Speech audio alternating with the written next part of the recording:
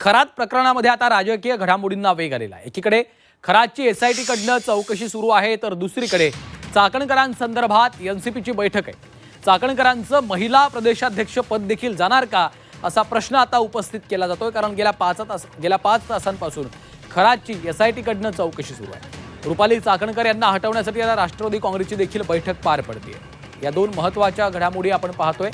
गेल्या 5 तासांपासून अशोक खरातची एसआयटी कडनं कसून चौकशी सुरू आहे, तर दुसरीकडे रुपाली चाकणकर यांना हटवण्यासाठी, त्यांना महिला प्रदेशाध्यक्ष या पदावरून देखील हटवण्यासाठी राष्ट्रवादी काँग्रेसची बैठक पार पडत आहे। सुनेत्रा पवार यांच्या नेतृत्वाखाली या बैठकीला देखील सुरुवात झालेली आहे। त्यामुळे चाकणकरांच्या अडचणी आता आणखी वाढण्याची शक्यता वर्तवली जाते। राष्ट्रवादी काँग्रेसच्या या बैठकीमध्ये चाकणकरांच्या पदासंदर्भात काय निर्णय होतो हे पाहावं लागणार आहे।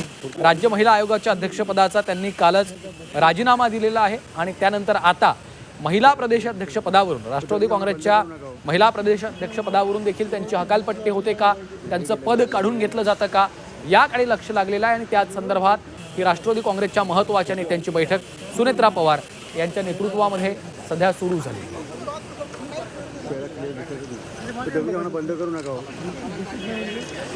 तर दुसरीकडे गेल्या 5 तासांपासून अशोक खरातची एसआयटी कडनं चौकशी सुरू आहे। त्यामुळे खरात प्रकरणामध्ये आता राजकीय घडामोडींना देखील वेग आल्याचा आपण पाहतोय, कारण चाकणकरांना हटवण्यासाठी राष्ट्रवादी काँग्रेसची देखील महत्त्वाची बैठक सुरू झाली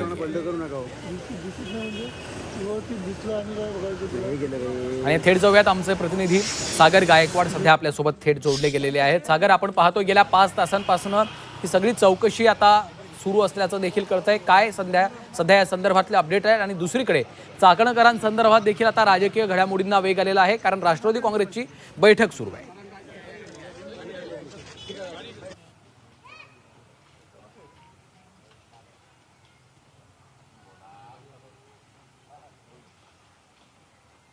सागर, आवाज येतोय?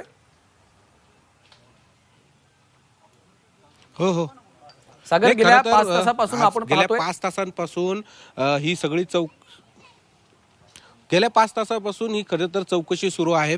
ह्याच कार्यालयामध्ये जर बघितलं तर ही चौकशी सुरू आहे। दुपारी 2 वाजेच्या सुमारास कॅप्टन खरात याला ह्याच ठिकाणी आणण्यात आलं। विशेष बाब म्हणजे प्रसारमाध्यमांपासून त्याला लपवत या ठिकाणी आणण्याचा जो प्रयत्न आहे तो त्यांच्याकडून करण्यात आलेला आहे। आणि जर इथे जर बघितलं तर 12 जे अधिकारी आहेत, ह्या 12 अधिकाऱ्यांच्या मार्फत ही चौकशी सुरू आहे। प्रॉपर्टी असेल, त्याचबरोबर ती जे व्हिडिओ व्हायरल झालेले होते त्या व्हिडिओच्या बाबतीत देखील चौकशी सुरू आहे। विशेष बाब म्हणजे पोलिसांना 100पेक्षा जास्त व्हिडिओ देखील सापडल्याची माहिती मिळते। यामुळे त्या सगळ्याच बाजूंनी जी चौकशी आहे ती सध्या आता होताना पाहायला मिळते। विशेष यात जी जबाबाचं काम जे आहे ते देखील इथे चालू आहे। 5 तास झाले तरी अजून देखील कॅप्टन खरात जे आहे त्याच्याकडे कुठली प्रॉपर्टी होती, कोणकोणते मोठे नेते त्याच्यापर्यंत पोहोचले होते, त्याचबरोबर किती महिलांवरती त्यांनी अत्याचार केलेला होता, किती महिला त्याच्यापर्यंत पोहोचलेल्या होत्या, या सगळ्या बाजूंची जी चौकशी आहे ती एसआयटीच्या मार्फत करण्यात येत आहे। राज्यभरात ह्या सगळ्या वातावरणाचा जर विचार केला तर अनेक नेते, मोठे नेते यांच्याकडे भविष्य पाहण्यासाठी येत होते। यामुळे अनेक त्यांचे चांगले संबंध असल्याचं देखील बोललं जात होतं आणि याच पद्धतीने देखील एसआयटीची जी चौकशी आहे ती मोठ्या प्रमाणात आता इथे सुरू आहे। 12 अधिकारी या ठिकाणी उपलब्ध आहेत आणि ते सगळ्या बाबतीतली चौकशी जी आहे ती आता करताना पाहायला मिळतात। अजून देखील किती वेळ ही चौकशी चालेल याबाबत अजून कुठलीही माहिती मिळालेली नाही। मात्र गेल्या 5 तासांपासून ही चौकशी आता सुरू आहे। नेमकी ह्या चौकशीमध्ये अजून काय निष्पन्न होणार हे पाहणं आता महत्त्वाचं असणार आहे। निश्चितच सागर, त्यामुळे या चौकशी संदर्भात काय नेमक्या घडामोडी घडतात याकडे आपलं लक्ष असेलच। तुम्ही आमच्यासोबत असे जोडून राहा। एकीकडे अशोक खरातची आता एसआयटी कडनं चौकशी सुरू आहे, दुसरीकडे राष्ट्रवादी काँग्रेसची देखील एक महत्त्वाची बैठक पार पडती आहे। त्या संदर्भात देखील कपिल राऊत आमचे प्रतिनिधी सध्या आपल्यासोबत जोडले गेले आहेत, त्यांच्याकडनं अधिकचे अपडेट्स घेऊयात। कपिल, आपण पाहतोय चाकणकरांसंदर्भात काही महत्त्वाचा निर्णय होऊ शकतो का, कारण त्यांनी काल राजीनामा दिला महिला आयोगाच्या अध्यक्षपदाचा, मात्र राष्ट्रवादी काँग्रेसच्या महिला प्रदेशाध्यक्ष पद देखील त्यांच्याकडे आहे, त्यामुळे हे देखील पद जाऊ शकतं अशा चर्चा सुरू आहेत। नक्कीच या संदर्भात तुम्ही थेट दृश्य बघू शकता. या देवगिरी बंगल्यावरती काही वेळात ही बैठक सुरू होणार आहे. तटकरे पोचलेले आहेत, प्रफुल्ल पटेल पोचलेले आहेत, उपमुख्यमंत्री सुनेत्रा पवार आहेत, आणखी काही मंत्री इथे येणार आहेत. आणि ह्या मंत्री या पूर्ण बैठकीत हे सर्वात महत्त्वाचा विषय जो असणार आहे तो हाच असणार आहे का जे रुपाली चाकणकर आहेत यांचा जो राजीनामा घेतलेला आहे महिला आयोगाचा, त्यानंतर आता जो प्रदेश अध्यक्षपद आहे त्याचा राजीनामा घ्यायची मागणी अनेक थरावरून होते, अनेक नेत्यांनी केलेली आहे, विरोधकांनी केलेली आहे. या संदर्भातली आज चर्चा होणार आहे आणि या अंतर्गत काय निर्णय घेतात हे ह्याकडे सर्व लक्ष असणार आहे.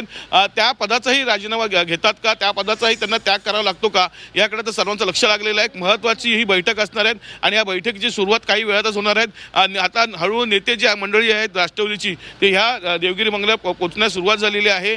कडक असा पोलीस बंदोबस्त लावलेला आहे कारण की VIP मुवमेंट्स आहेत आणि त्यामुळे एकंदरीतच पाहिलं तर सर्वात महत्त्वाचं म्हणजे आज काल याच बंगल्यातील घडामोडी होऊन राजीनामा ॲक्सेप्ट केला गेला होता रुपाली चाकणकरांचा.